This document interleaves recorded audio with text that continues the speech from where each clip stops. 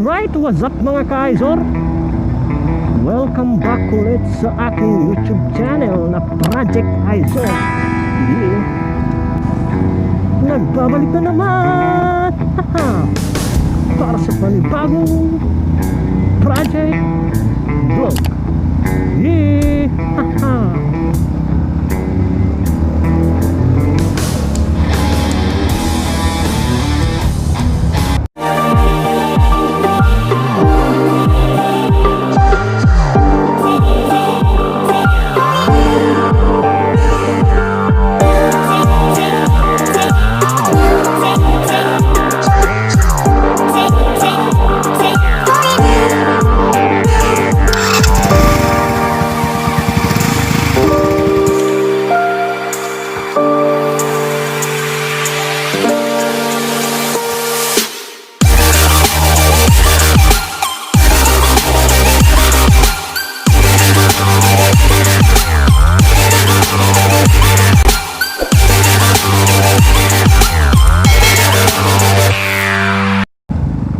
So what's up mga ka-Aizor?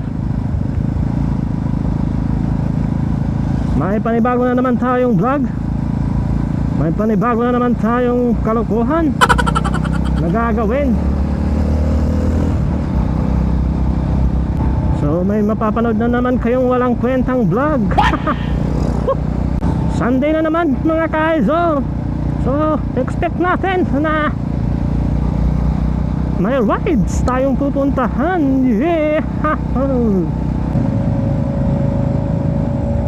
Magandang dilag. Oh my God! Gusto yung nabihag. Pag lumingon ka, maganda ka. Magandang dilag, puso ko yung nabihag. Wala nang ninanais, ligaya kang labis. Oh shit, magandang dilag. Woo! Puso ko yung nabihag. So balik tayo sa aking topic, kung saan tayo mag-rides mga ka-Aizor. So short ride. Wow! May magandang dilag kasi dito eh. Nagugulo ako. So ang purpose natin ngayon mga ka-Aizor is mag-rides tayo, pero short ride. And then hindi rin tayo magda-travel. Pupunta natin is may event, ang ARSAP. So may charity event nagaganapin ang ARSAP mga ka-Aizor. And then meeting na rin namin ng mga ARSAP members and officers. So mag-isa lang ako, pero pabiyahin na rin yung mga kagrupo ko sa MBGP Pangasinan Chapter. So siguro malapit na rin sila, medyo malayo yung pinanggalingan ng mga kasamahan ko dito sa event na pupuntahan namin, or dito sa area kung saan gaganapin ang charity. So dito banda malapit is dito ko na sila antayin para sabay-sabay na kaming pupunta sa place. So antayin ko muna yung mga iba kong kasamahan mga ka-Aizor, then diretso na kami sa event. Alright mga ka-Aizor, so nandun na sila banda.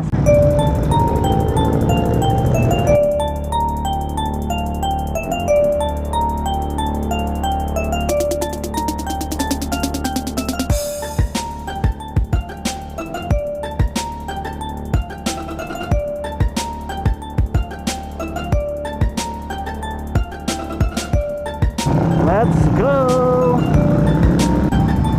So on the way na kami doon sa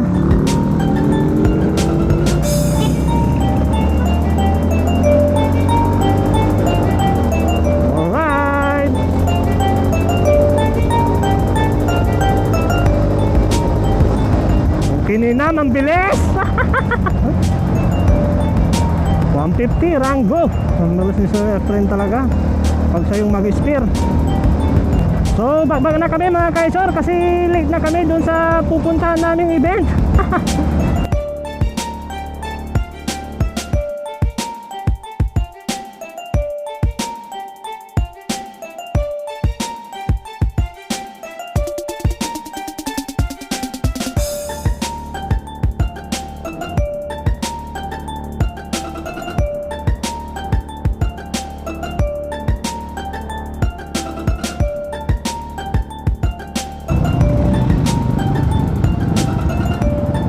Alright.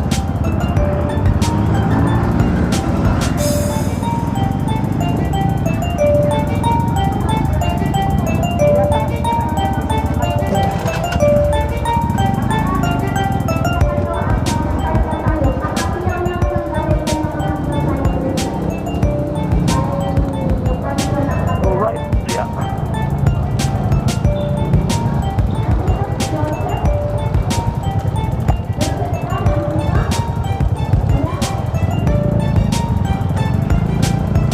So dito na kami sa event mga kaiso, mamaya na lang.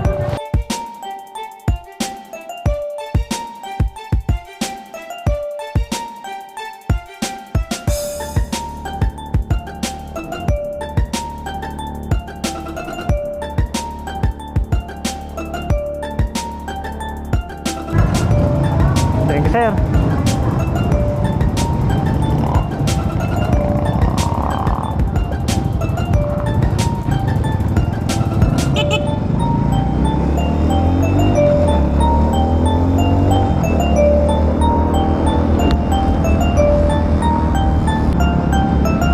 Alright mga kaizor, so tapos na kami doon sa pinuntahan naming event.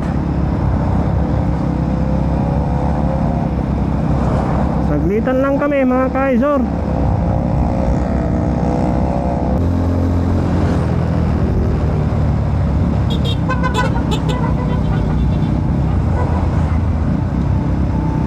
So marami pang mga riders na papunta sa event.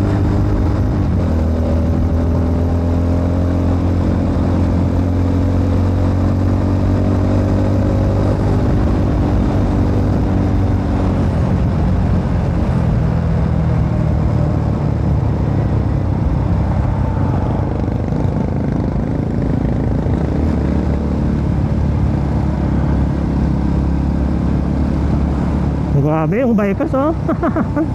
Tumututok.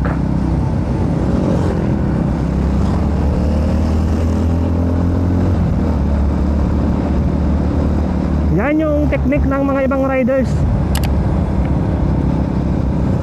Pupunta sila sa likod ng mga sasakyan para yung hangin is hindi agad pupunta sa kanilang mga katawan mga kaizor no.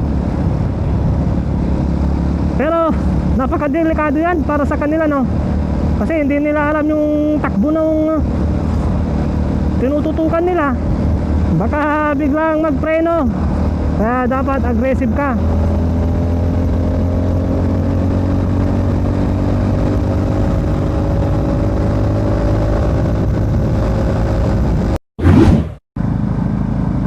Alright mga kaizor, so hanggang dito na lang ang aking vlog. Maraming salamat sa palagi niyong panonood sa aking YouTube channel na Project Aizor.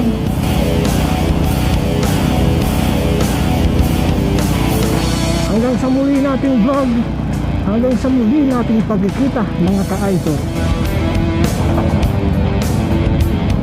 Maraming salamat. Ride safe and keep safe mga ka-Aizor.